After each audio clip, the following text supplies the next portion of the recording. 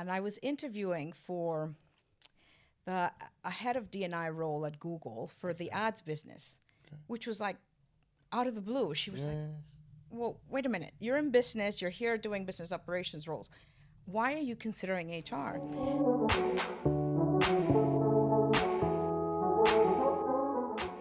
Welcome back to Talent Surgery. As always, I'm Steve, and this is my co-host, Yasar. Hi, everyone. Today, we are joined by Virginia Tirado. Virginia joins us in the UK, but originally is from Venezuela. Welcome. Hi, everyone. Thank you for having me. Super excited to be here. Awesome. Well, thank you very much for coming on the show. We've got a lot of questions for you today, a lot of very interesting questions. Obviously, you've had a very interesting and eclectic background in terms of your experience and your journey as well. And I think our audience would be really keen to know a lot about that, because you didn't start off in talent acquisition. I want to say you fell in it, but it sounds like you did aim to get there. But yeah, tell us about your journey. Well, maybe start off with your current role. That would be good, just so everybody knows as well.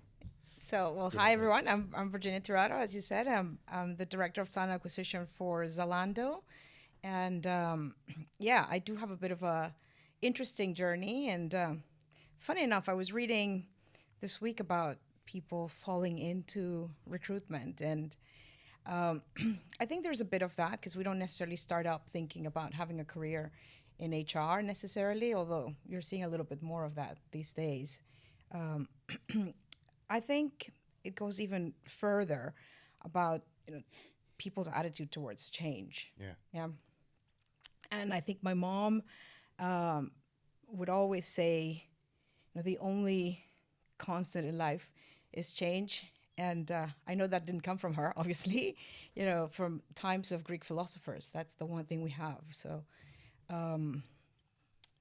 being from Venezuela, I had left Venezuela in my early 20s, and let's just leave it at that because you might actually end up doing the math. But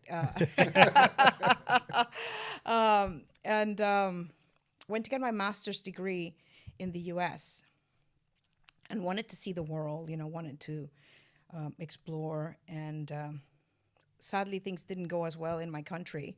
So going back home wasn't necessarily a clever idea.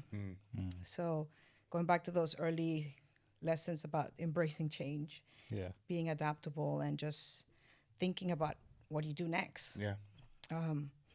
Actually, my first master's, or my master's was in maritime law, of all things. Oh, right. Because my plan was to go back to Venezuela and work for the oil industry forever, like my dad did, right?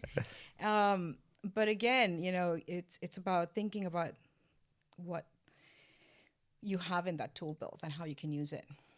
And when the opportunity arose, I moved from legal to the business, and then from business to exec recruitment to TA, where I'm today. So I've had this evolution. Hey, everyone. Before we get started, don't forget to hit that subscribe button and like and share this video. It was deep-rooted early in your kind of teenage/20s, right? Where you kind of felt that, okay, I've got to embrace change now because you couldn't go back to your country. So just talk us through your beginning stage. So what was your kind of field after university? So I studied law in Venezuela and worked for the oil industry. That's what we used to do a couple of decades ago. Venezuela's always been a very important oil producer. And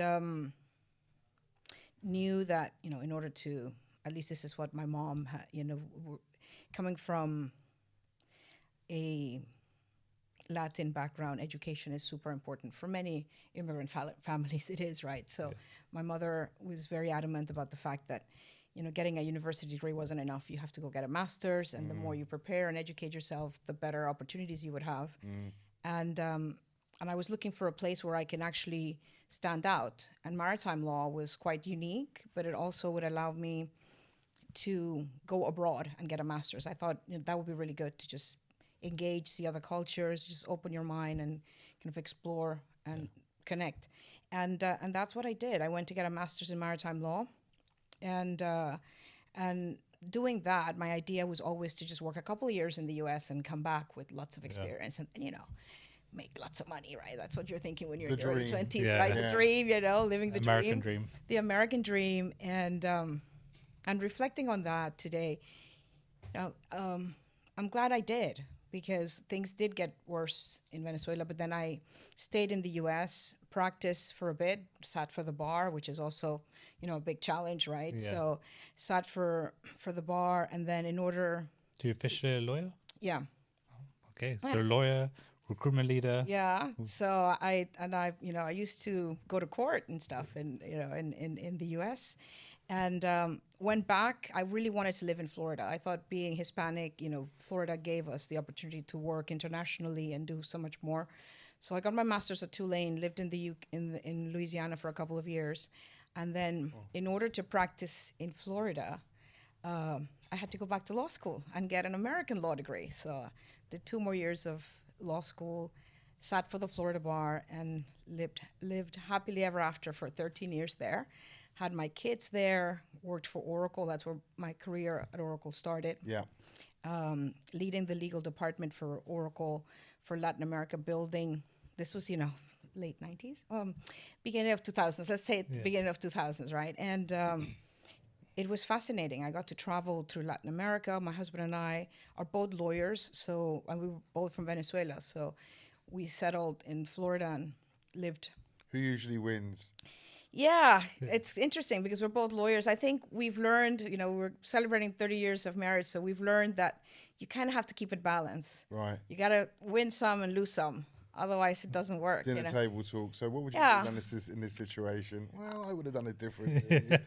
At one point, it was really funny when we were both in private practice. Before we moved into working in-house, we wouldn't talk about work because we could end up discussing confidential True. information. So Right. it was really funny to ask your husband when you're newlyweds, how was your day? And you're kind of like, all good. And How many yours? Good. hypothetical questions though came out? Oh, a few. And it's interesting because we both have very different ways of explaining how we ended up together, but they're both very funny. And we actually did work together, but we were friends for many years. And I think, one thing, especially when we had kids, we had this urge of wanting to continue to explore. I felt Latin America was great, but it was a very small pocket of the world. Yeah. So we both have been very supportive of our careers, and basically we said, we had now our US passport, and it was like, okay, now we can explore, what if we just think about going to Europe for a couple of years? We kind of got the timing wrong on that one because we moved in 2008, right before the financial crisis. So again, embracing change, what was supposed to be an amazing job with Oracle to grow a $1 billion business into $2 billion back then, would have given me an opportunity to do so many things. And suddenly the market crashes. There's this massive financial crisis, and the role that should have been for growth ended up being a specialty role in reduction in force. How do we work? What do we do?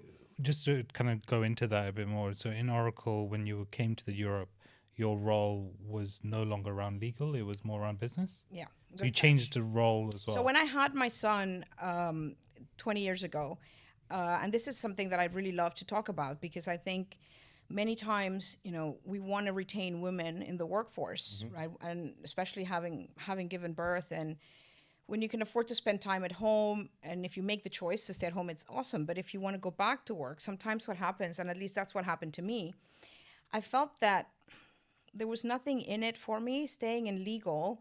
I wasn't learning. I wasn't growing. I did a lot of great things. I had gotten to, I was the head of the legal area for Latin America, working with amazing people, negotiating great contracts, always on a plane, always negotiating. And I felt like my entire life was basically constant negotiation, right? You're a lawyer, a corporate lawyer. And I would come home and I would be exhausted. So talking about having great allies. I was about to say something. I mean, similar to recruitment, right? Because we talk all day. This is also quite You do, but I think the difference with recruitment is that you're helping people, find the right match, find the right opportunity.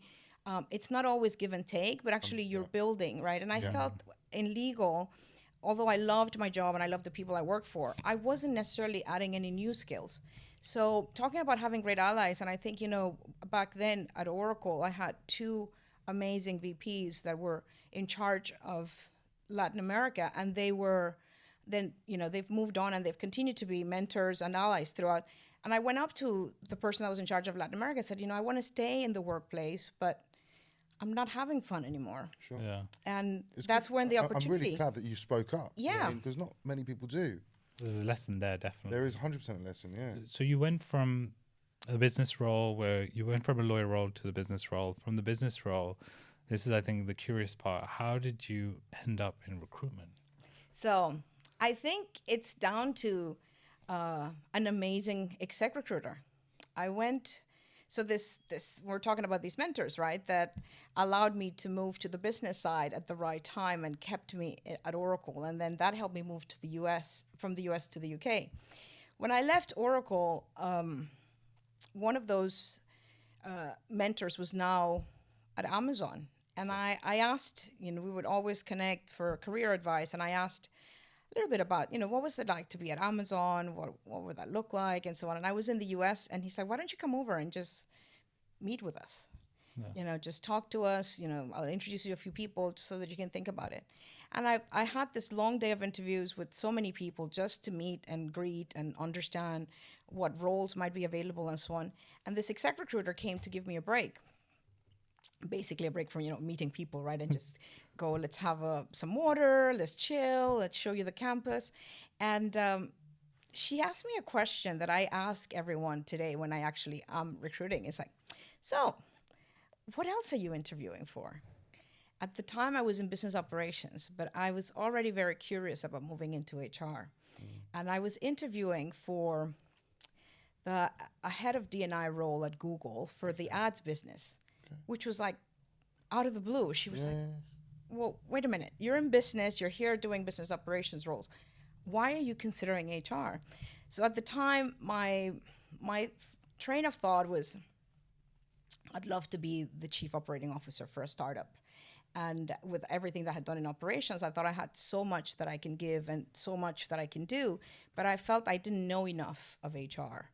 And I thought D&I would have been a great place to start, and staying in technology and getting into that space. Yeah. So you start reflecting. I think that's the other thing, right? I say we embrace change, but sometimes you have to drive change, and you kind of have to have your options open and be a bit flexible about where you go in.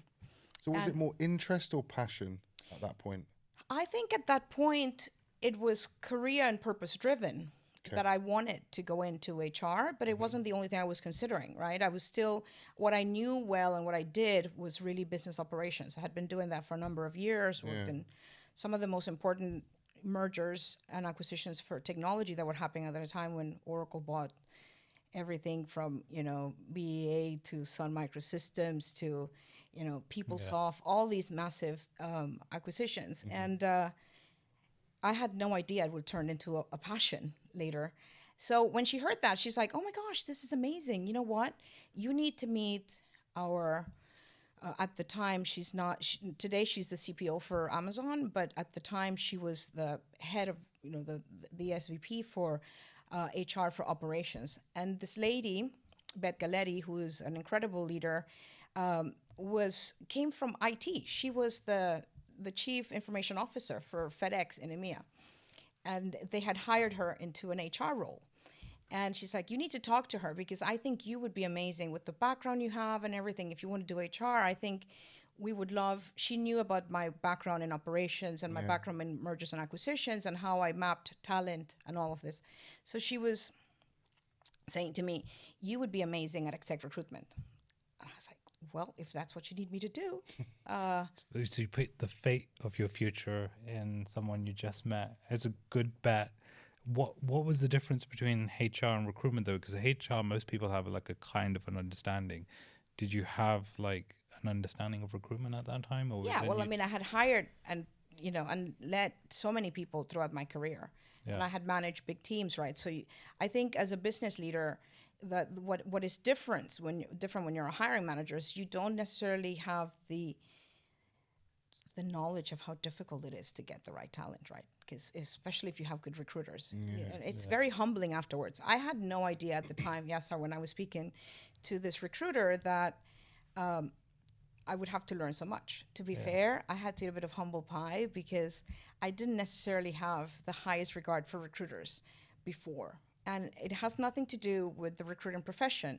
It has to do with the fact that I had jobs that I landed into, like by an exec recruiter. I was hired into Oracle, and I was there for almost 16 years. So I hadn't had that interaction. And sometimes, you would get somebody that would ping you on LinkedIn or something, and they'll never follow up or whatever because there's not really an interesting discussion going on. Yeah. So my perception before going into the profession was very different from when I went in and realized how hard it is to really, not only attract talent, but to work with hiring managers, to understand what the strategy should be and so on. So I didn't just jump into that. I was looking at other roles at Amazon, but I said, okay, this sounds interesting. She's like, look, hear me out.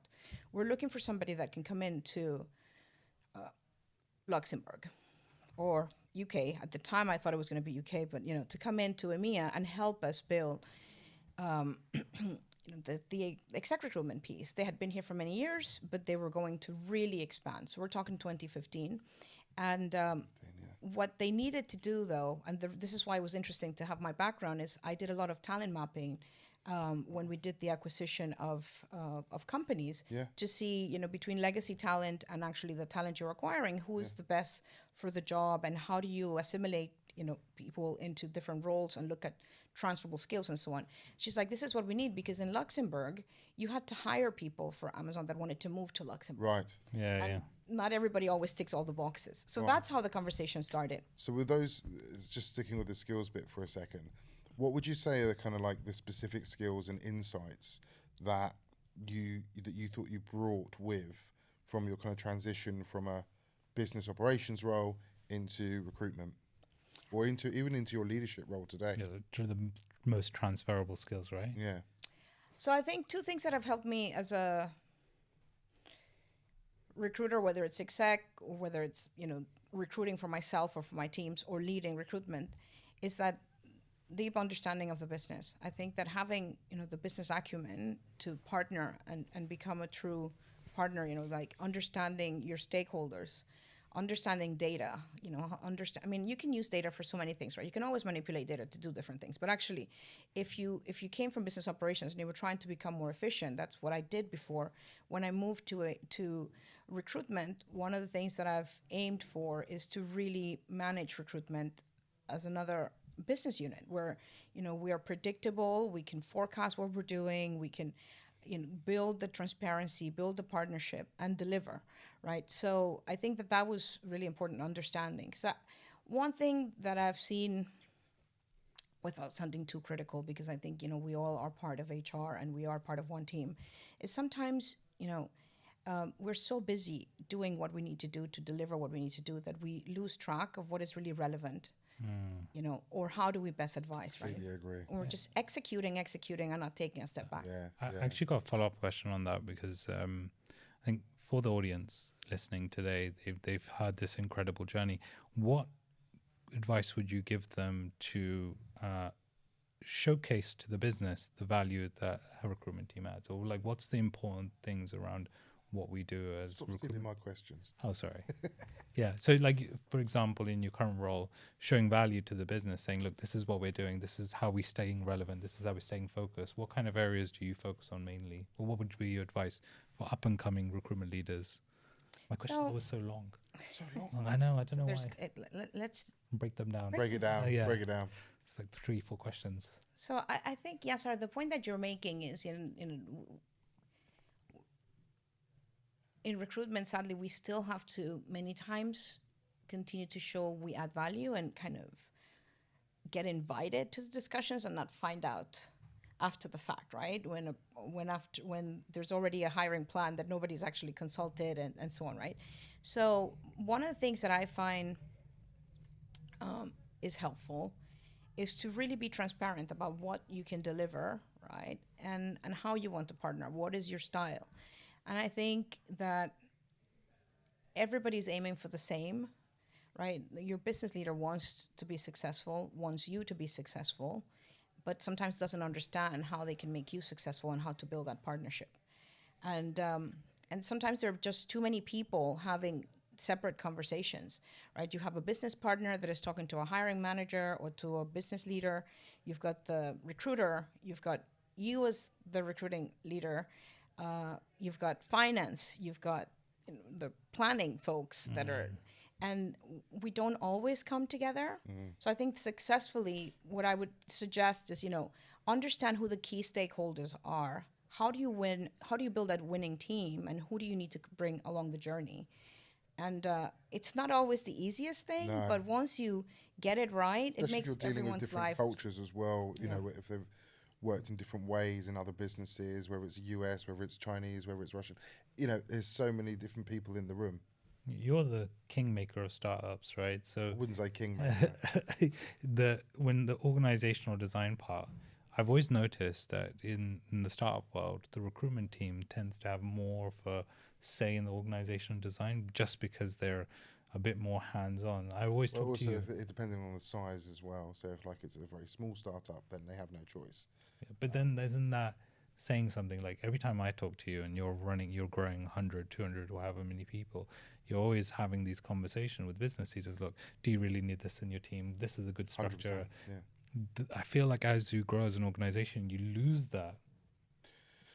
It The depends recruiter it depends on team how leaves you it. upskill yourself throughout the organisation as well, and how you continue to have those conversations and But making sure you're at the yeah. forefront Yep. of the business operation. So I think, me personally, because of my background and because of my interest, I always have that commercial mindset. So I will always, challenge. Do we need double of everything? Right? Do we need 100 roles right now? Could we Yeah. not phase them over the year? So what is the value that we're bringing, and what is also the danger that we might have if we have too many people in an organisation? As a recruitment leader yourself, Virginia, how important is it for you to get involved in organizational design to forecast your delivery? It's super important. I think that the issue we have again is, not everybody realizes why that's important. Yeah. People are so sometimes, because of the way that corporations do evolve, you're always chasing some deadline for some pitch, for some budget, for some deadline.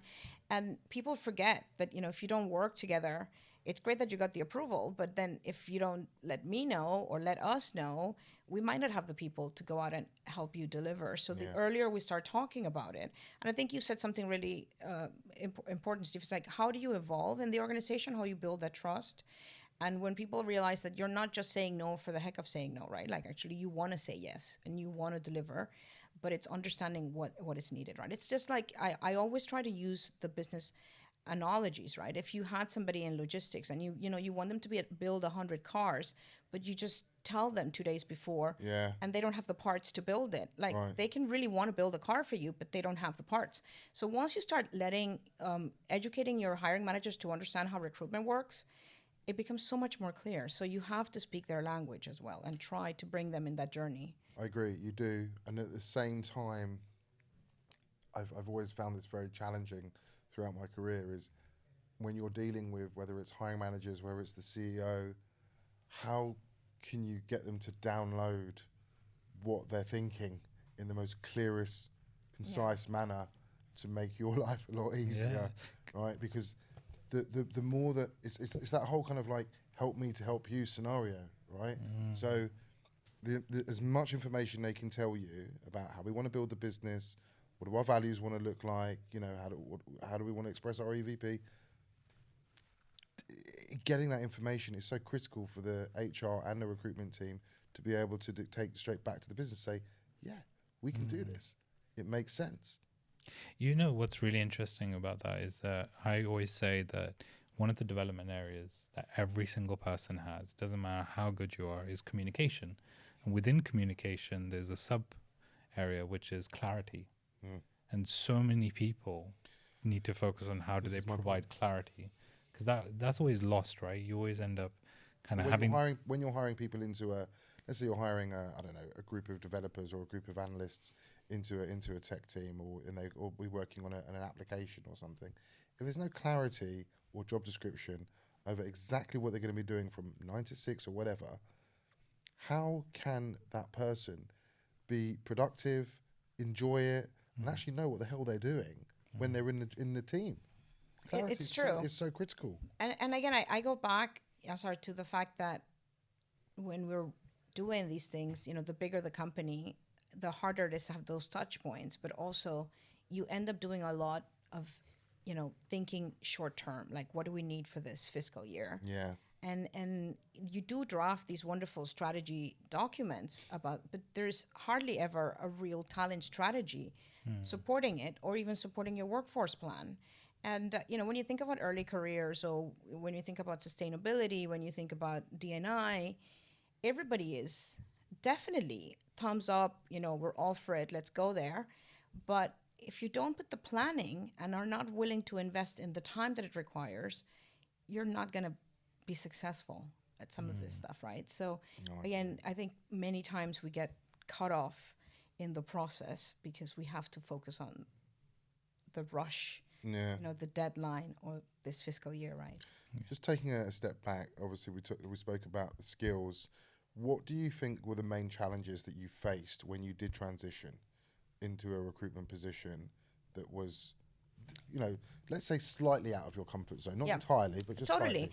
And it's very funny. I was talking to Yasar, I was very fortunate to be invited to a good colleague's, ex-colleague's wedding this weekend. And the reason I'm pointing that out is because you have to be smart, right? Coming in, and I think, as a new leader, wherever it is, people are going to ask, right? First thing they're going to look up LinkedIn, and they're like, so why are we hiring this person? She's going to come and tell me what to do, not necessarily understanding, so you have to be reflective and understanding where you might need support, and be open to your team about it and build those partnerships, right? There are things we can always learn from each other. And I think going in with an open mind, I was very clear that, I didn't know how to do recruitment initially. So when I came into to Luxembourg, before I led people, I actually did the role as an individual contributor for the first 6 months to understand what it would be like to make my own hires, to talk to candidates, to close them, to work with hiring managers. So I earn a couple of stripes before I can actually go in, right? But the conversation about this gentleman that just got married and was that, I was very clear at the beginning. He was an incredible recruiter, had lots of experience, and I didn't want him to feel that, me coming in meant, okay, move on, move out of the way, I'm going to take charge.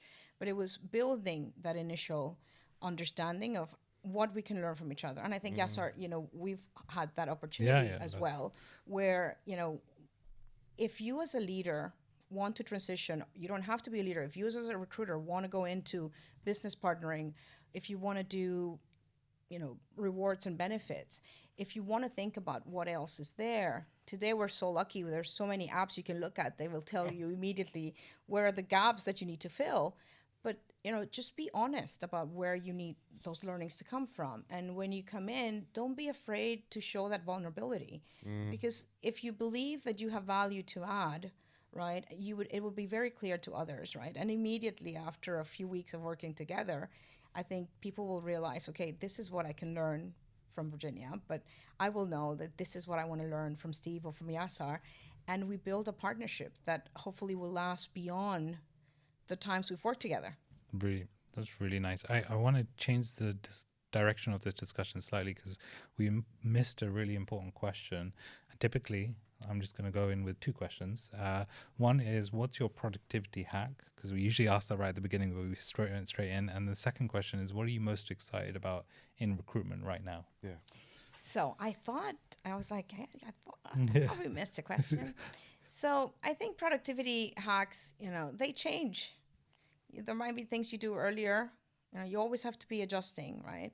I think after COVID, we've started spending so much time at home, and it was so difficult to separate boundaries, to work from home and always be on, right? So you think you're being productive by just working and working and working, right? And not realizing that you might be burning yourself out. So, two things I try to do is at the end of the day, check, or at the end of the weekend, check what's next, what's big for the week, what's next for the next day, where do I need to make sure I save time for, and also check what's going on in your personal life, not just work, so that you can manage, without feeling overwhelmed.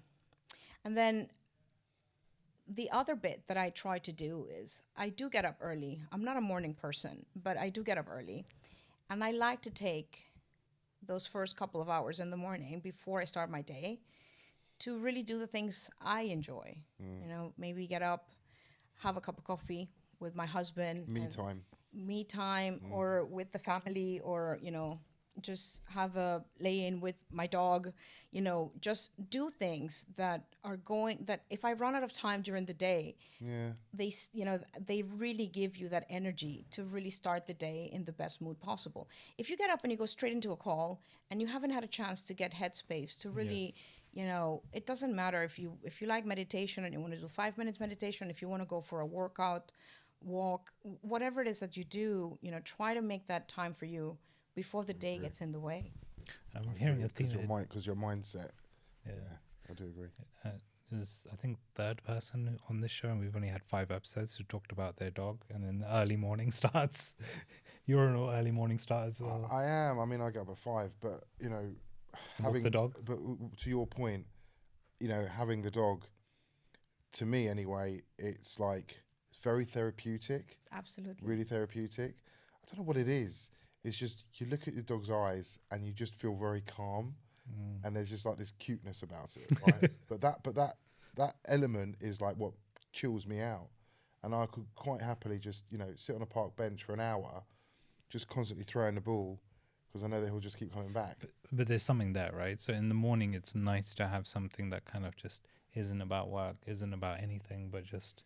Well, that you probably, because obviously the more responsibilities you have, your day is going to be really busy. You know that you're going to have a busy day. You're going to have a busy day. Exactly. And will you really have time to be present for those 5 minutes that you're having a cup of coffee with people you care for? Or even just checking your LinkedIn feed and see, whose birthday it is. So you can say, just doing a couple of things that for you will give you that chill factor, this is going to be a good day, I'm going to start. It doesn't matter how it ends, it started well. I can't control the rest of the day, but normally you can control a bit. I don't know about you, but I hardly ever get lunch. I hardly ever take a lunch break. In fact, I can't remember the last time I took a lunch break, because there's always a meeting that leads into another meeting, and then it's, there's just no time in between. And if you work in an international company, it's even worse, because everyone's on different time zones. Yeah. So you got to fit it into everyone's calendar. I think there, Steve, if I'm honest, you should block out some time. I've told you this so many times how often I block out time. Done. So this is what I've started doing, and I think this is why looking at the day before, if you cannot have lunch at 12, that's fine. Then, because you have to attend an important meeting. Not every meeting is important, right? But let's say you really do need to get a hold of a higher manager that otherwise is going on trip or whatever. Move it to 1 o'clock. Have a block of 12 to 2, where even if it's 20 minutes that you take, you don't even have to eat, because some people are fasting or they don't want to eat. But it's getting up, breaking the day, taking some fresh air, or having a chat. Just do something that is not work Pomodoro related. technique as well, right? I don't know. Do you know about the Pomodoro technique? Pomodoro technique? Yeah, I think it's like 10, 20, I don't know. Breaking tasks for 20 minutes. Yeah, breaking tasks for 20 minutes. I do it. I don't usually follow that. I'm 50 minutes, 10-minute break, 50 minutes, 10-minute break. And that really helps me just stay focused during my... Yeah, I guess, I suppose it can be done. It's just a case of, depending on what work you've got on, what projects you're working on, targets that you need to meet, deadlines and stuff. And I think the other reason is I like to get everything done during the day, so that I can actually try and finish at 6 o'clock, so that I can, or 5:30, and switch off, so that I can spend time with the family, or chores like washing and cleaning and things like that. There's stuff that has to be done still, because that you'll only end up doing it on the weekend. So that's important. And I think one thing that I've noticed is, if you have it in your calendar, it probably will happen. But you have to be, you have to ensure that you make it happen. So if you want to work straight and finish at 6 and that works for you, then that's great. But then make sure that you do finish at 6 and it doesn't go on until 8 and so on, because I think when we're working from home, it is so easy to lose track of time. So, make sure when you talk about those productivity hacks, is just block those bits in the calendar You are right. and don't allow people to steal your time unless, We need to charge them for it, right? yeah, unless you feel, it's important enough for you to give up something, because I think that that's one thing that we have not done well, and I say we as well in there, is that sometimes we just don't prioritize ourselves. And we're so worried about being there for our stakeholders, being there for our teams, being there for our families. And it will catch up with you eventually. There's this conversation I've had so many times with my team. And I recently started asking them the question. I said, would you carry on working if your day finished at 2:00? They were saying, no. I'm like, okay, so why are you working at 6:30 then? If your day finishes at 6. And I think subconsciously we just carry on because we want to get the tasks done. Correct. But if you if I said to everybody, hey everyone, your day finishes, I'm only paying you up to 12.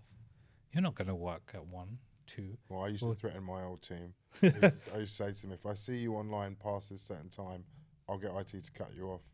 Yeah, well, I think it's But important. they see you online. I mean, that's the bit, Yes, right? Like, that's probably doesn't help. But then I've learned now to make sure I Yeah. look offline. Oh, God, see. Okay, so moving on to the second question. What are you most excited about recruitment right now? it is hard because, like, even this morning, you see so many people worried about the future of recruitment because so many people don't have a job or are looking for a job or so on. But I think there's a lot of things to stay excited about, right? I think that, okay, not everybody might feel this way, but, embracing change is important. So what are some of the bigger things that we're seeing changing right now? Artificial intelligence. So I've just recently done a post saying, trying to keep myself appraised on topics like this is like, if you've got a bit of a slowdown, or actually, if you ended up losing your job, I mean, there's always going to be a good job for good people. It might be a bit hard. It might be, you might have to tighten your spending for a few months and, have a plan, but use this time that is so unique to continue to learn and develop. I mean, I am amazed at what we can be doing today, and instead of thinking about technology in the doomsday being around the corner with Chat GPT or any other AI, I think it's going to be exciting to see how this really influences our productivity, how we can use it to be better. Do we have more time now to be more strategic about where we're going to get diverse talent, to be more strategic about, how do we ensure that, we offer the best candidate experience possible? Exactly. And so you're director of talent acquisition at Zalando, right? How big is your team now? Probably About 130. Okay. And since AI has been introduced, when did you start, or have you started incorporating it into your talent strategies? So to be fair, without getting into too much, I think right now many companies are going through some difficult times, right? Yeah. So, and Zalando is no exception in terms of we need to be responsible, economic times, and so on. So we've had to focus on coming together, thinking about our own delivery model and doing a number of other things. Yeah. But that doesn't mean that the teams are not, being encouraged to start looking at AI and using it and not being afraid. I mean, some may have said that it might be a very useful tool to prepare performance evaluations out there, not that we would ever do that, but experimenting with it, promotion, writing, just making you a better writer, understanding. I mean, you have to obviously put in the effort, have to feed it the right information. How do you prompt? How do you do things? But if you don't play with it and lose the scare, then you won't. No, but this is why I asked the question, because it's not specifically to Zalando, but I guess a lot of, I see a lot of content out there and a lot of posts and updates about AI, and I'm just wondering, has anyone actually done it yet? Like, has anyone actually incorporated it into their talent strategy? And if so, what So proven success you can has there been? so you can use it. I mean, one thing to do is, for job descriptions, look at, Yeah. looking at job descriptions for influencing, the attraction of more diverse talent. Yeah. And we know for years, right, that there are certain words we shouldn't use and so on, but sometimes they might skip. So just play with it. We've done that, to look at some job descriptions and how you make it more interesting. Another bit that you can think about is really, when it comes to incorporating into talent strategy, people are worried that people would lose their jobs. Well, what if we actually thought about, again, the skills that are needed, and instead of thinking about losing your jobs, thinking about what skills are going to be needed, so we can start upskilling, and upskilling to the effect that then we know these tools are not going to go away, they're going to get better. How do you use them, to even upskill? Yeah, no, I agree. Unless they're a yourself. robot, I don't think Well, they're going to be personally like interacting with another person. But sorry, just to ask another question about that. So, have you seen any good examples of where AI has, or maybe Zolando's thinking about this at the moment, because it feels like it's a lot of this stuff, even in myself, like very much in discovery stage at the moment. But using it for improving, reporting, analytics, implementing it into or integrating it into like your ATS and so forth. So definitely, I know that we've, kind of funny, but reporting and Excel and Google Sheets Yeah. are not always everyone's strengths. Right. And Yasar can tell how many times he would be the Excel guru to actually solve a problem, and actually getting the independence today of actually saying, okay, I need a formula for this. How do you go? I mean, the level of productivity that you can get in some of this stuff is just unbelievable. It is. And If people are trained on it. But see, I've got a really strong opinion on this now. Go on. I've changed. I think personally, there's two ways to look at it. Personally, which is yourself using AI just to learn. As a company, however, I've taken the approach, and this is for TA as well, that if you look at the adoption curve, you've got early adopters, and then you've got enthusiasts, and you've got like the conservatives and the late bloomers. I genuinely believe that the best practice is to be a fast follower instead of being the innovator who goes and creates something, because absolutely. you have so many priorities anyway. And do you really genuinely have the time to create something brand new that will fail? Because you'll iterate, right?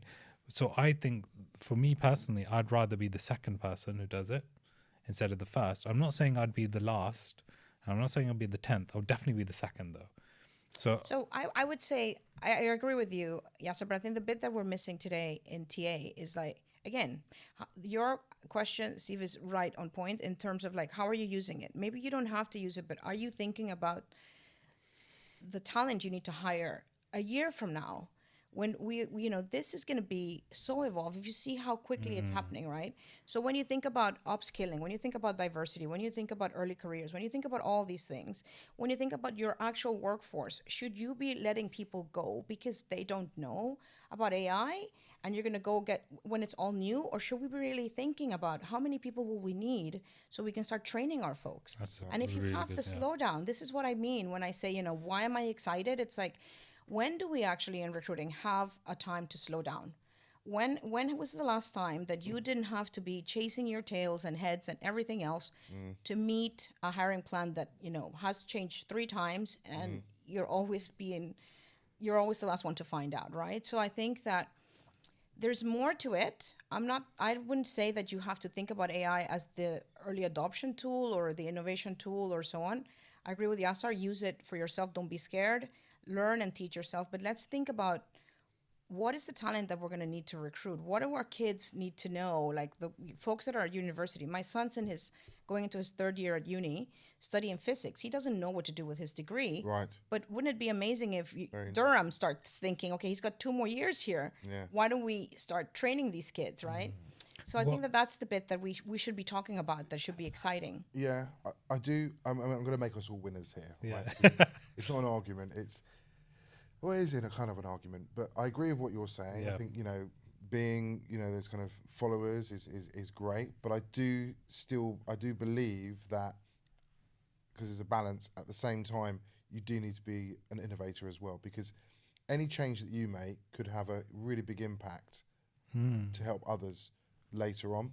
No, I So agree with you. you've got to have that creative mindset still. Let me put a caveat and an asterisk on that. What I'm saying is mainly don't obsess over it. Yeah. Right. Yeah, just you should be iterating, and every time you're iterating any process, you should be thinking, okay, can AI help me in here? Right. But you do that anyway. Yeah. You should have. There's a whole process anyway happening without AI, which is every so often reviewing your processes, every so often looking at manual tasks, every so often looking at candidate experience, and then within that you say, okay, well, how can I automate? How can I use AI? But what you said actually is really interesting, because that's not about TA, that's not about the individual, but that's actually about the future workforce. Yeah. And as TA, when you're talking to your stakeholders and you're thinking about your talent strategy, it's not so much about incorporating AI, but thinking about, because we'll let the innovators innovate, we'll let the techies do the techie work, but what's going to happen when you realize you've got people that are staying behind or might actually end up losing their jobs because they don't know the tools, or their tasks will get replaced? If we were thinking from now, how do we upskill that workforce, or how do we ensure that we help them be relevant, with the new skills, right? So is it a skill? So this is an interesting one, because from a workforce point of view, depending on what type of business I guess you are, is it the upskill just because you want to give them new skills for the future, or is it the company needing to think about what other products do they need to build, or what other business units do they need to build within their organization, to kind of make them bigger, make them more profitable, etc. And if they've got bodies in the company, how can they utilize the bodies which potentially may become, don't want to use the word extinct, but essentially not as usable as they were a year ago. So it's almost like the company needs to also evolve so that the employees evolve at the same time. I think those are all valid questions. I mean, I wouldn't have the right answer necessarily, but It's I think something to think about. but that's right? exactly why I'm raising it. I think we're missing the boat. We're so nervous about this, or we're trying to figure out, okay, what else can I do, that is cool with this tool? And I was joking about the performance evaluations, but think about it. How long does it take to write, Well, I think it makes complete sense to use it to articulate your thoughts, but not to use it to rely on. Exactly, right? You have to learn to feed it and so on. So, but the questions that we need to be asking as TA leaders, as HR leaders, as responsible people leaders is, what does this mean, really? Yeah. I mean, let's dig in. Let's understand, what. So do you think, I the agree. audience is listening now? You got recruiters, recruitment heads, even agencies listening, hopefully, and they're thinking, okay, we've talked about this AI piece. You've just mentioned what question. How would they actually take that to the business, though? What would you advise in terms of taking this particular question? Think about. I mean, you've been in tech recruitment for most of your life, right? Yeah. When you sit down with your hiring manager, with your CTO or just 2 levels below, and you look at the hiring plan for next year, how many people are still looking for front end Java engineers, or looking for Python experts or whatever?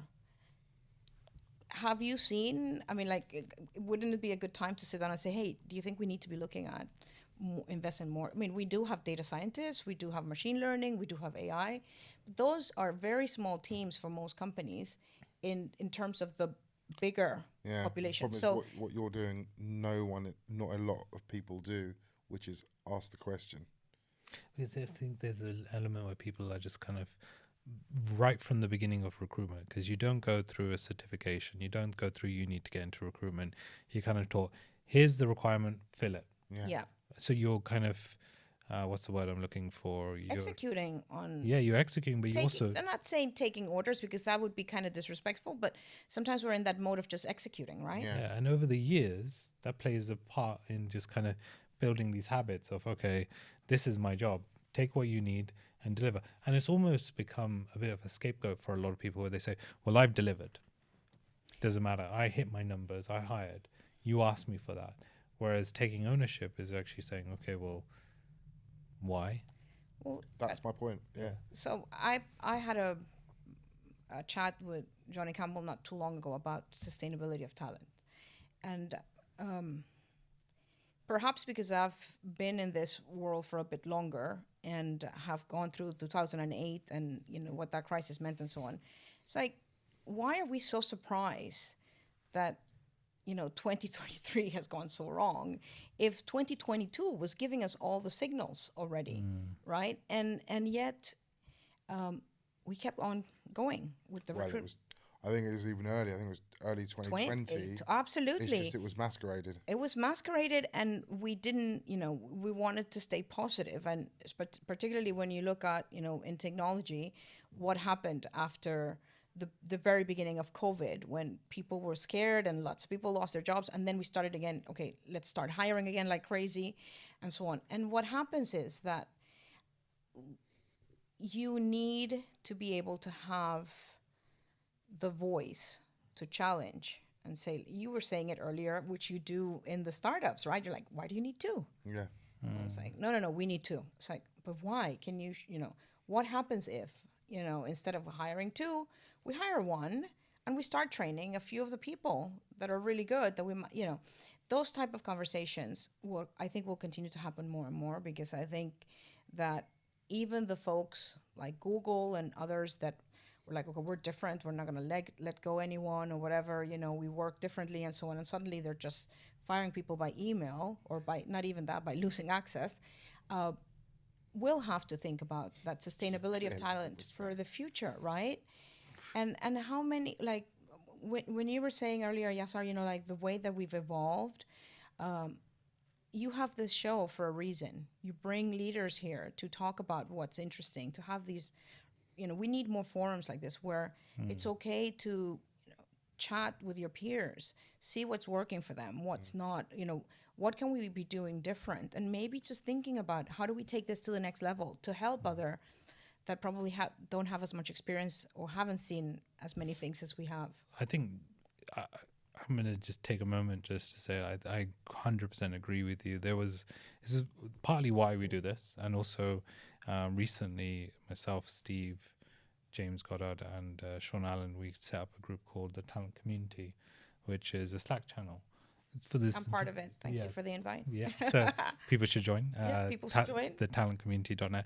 But that essentially is an area where people can come in and just share. And we actually... without an agenda, right? Which without I think... Yeah.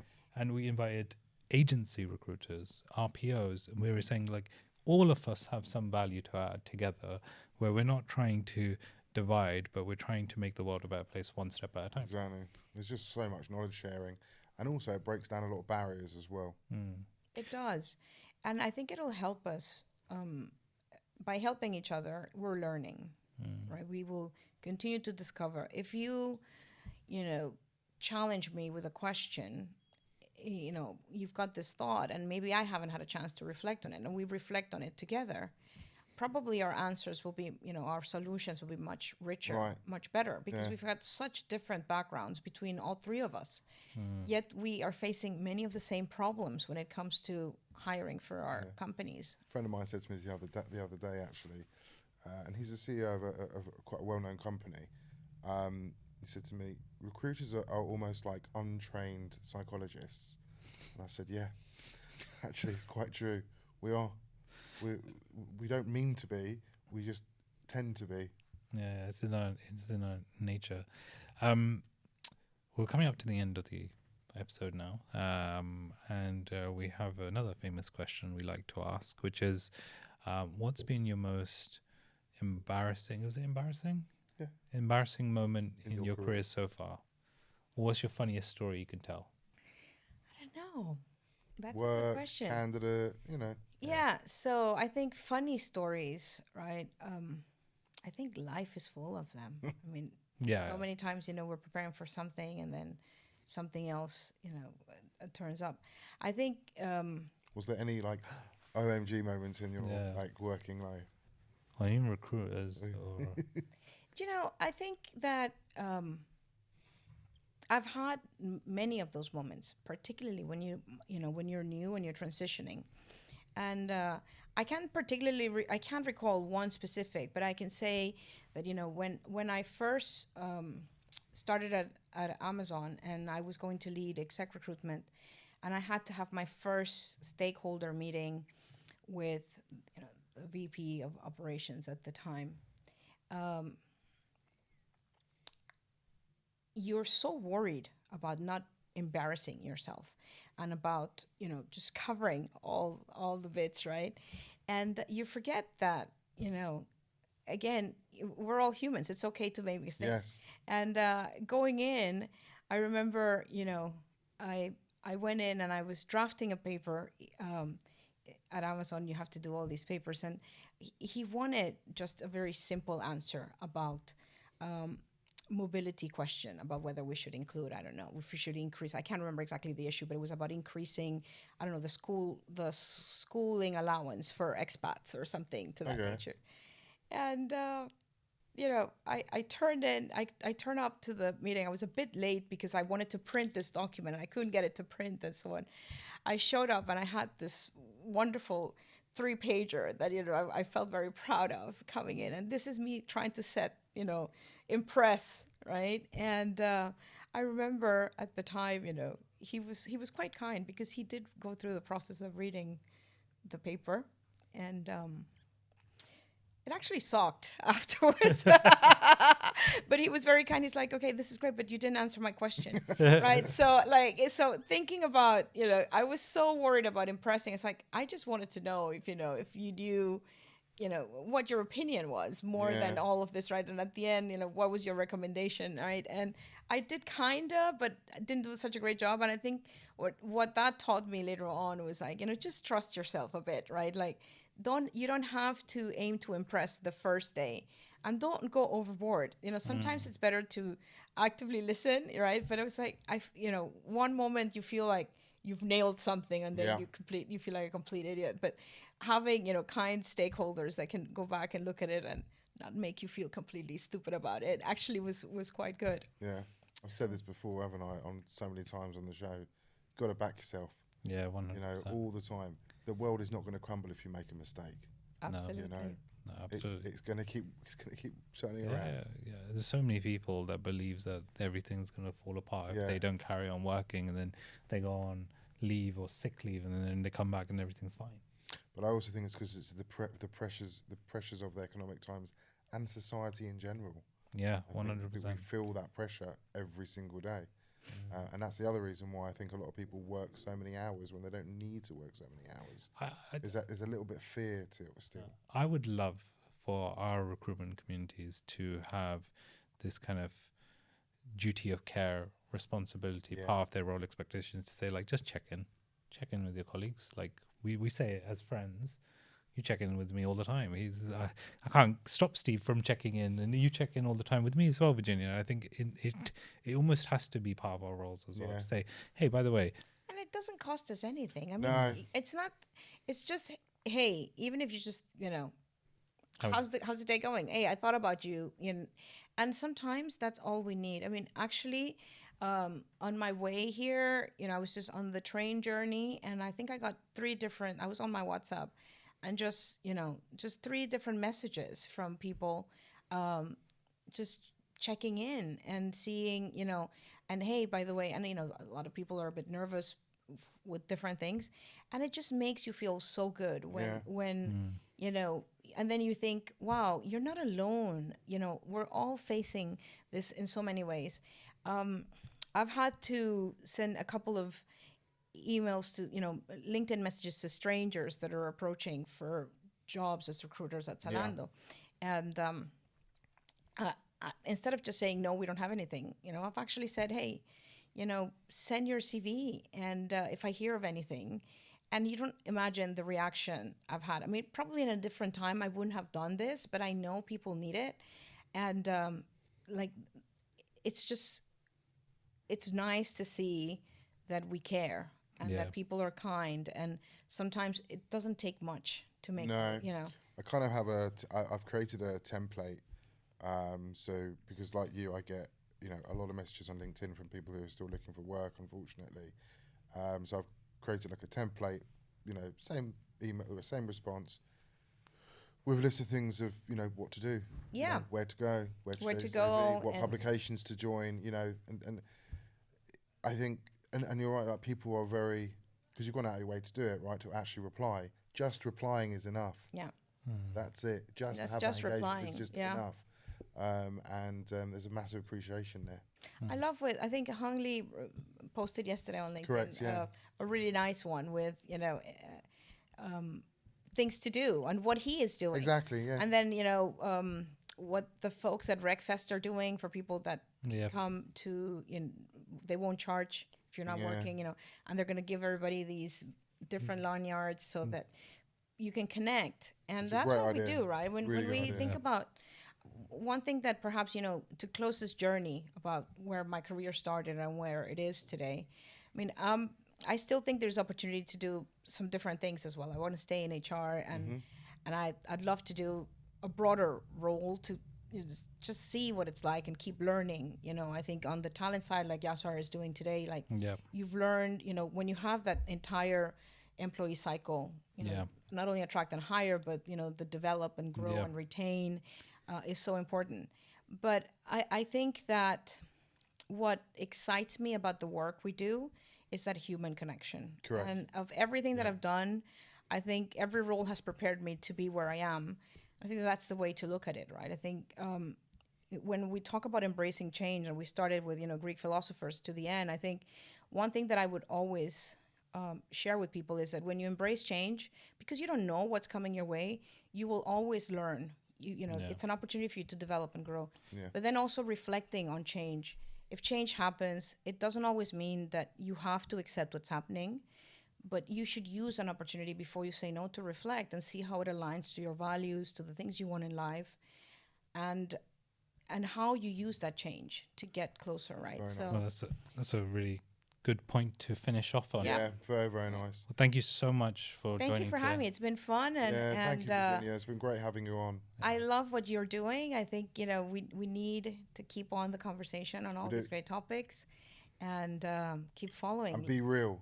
Always got to be real. It has Yeah. to be real. Yeah. Yeah, 100%. Well, thank you so much Thank again. you for having me. And we'll see everyone in the next episode. Yeah, thank you very much. Before we go, don't forget, like, subscribe, any comments. We are still on Spotify, Instagram, Apple. Anyone else? Did I miss anything else? We've got everywhere. Just type in LinkedIn. talent. Center, You'll find us yeah. everywhere. But we really appreciate all the views and the comments as well. Yeah. So Amazing. Thank you. Wonderful. Bye. everyone, welcome back. Thank you very much for watching. Please don't forget to check out our latest episode with Sophie Thien, where we talk a lot around female leadership in tech.